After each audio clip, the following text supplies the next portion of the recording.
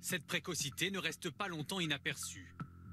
Plusieurs centres de formation repèrent et courtisent cet adolescent qui dénote. Lui choisit Nantes, où il ne tarde pas à devenir le maître des lieux.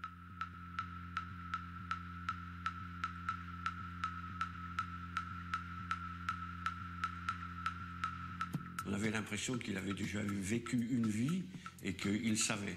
Très rapidement, il a pris la mesure du centre et c'était pour nous, dans la direction de ce centre, quelqu'un par lequel on passait obligatoirement parce qu'il vous résolvait les problèmes en 2 temps 3 mouvements. Il avait une maturité naturelle qui faisait que, bon, c'était lui le chef. C'était pas quelque chose qui me pesait, une charge ou quoi que ce soit.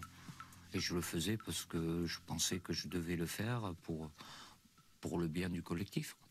Il a besoin de s'exprimer de cette manière-là et d'intervenir. Et il est joueur de football, oui, mais en même temps, il est le leader. Un leader de 16 ans, soudain confronté à une responsabilité pesante, annonçait à son ami Marcel Desailly, lui aussi pensionnaire du centre, la mort de son demi-frère dans un accident de voiture. Il arrive cet événement tragique et je vois les gens, les personnes qui me l'annoncent, qui ne savent pas. Au bout d'un moment, j'ai dit je vais y aller. Je me suis dit, je le connais suffisamment bien, je vais lui dire. Je vais lui dire. Mais c'est pas eux qui m'ont demandé. C'est moi qui l'ai ressenti comme ça, voilà, par rapport à la relation qu'on avait.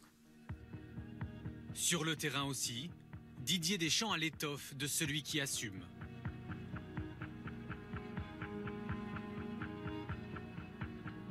C'est toujours l'affrontement des nouveaux qui arrivent pour prendre leur place.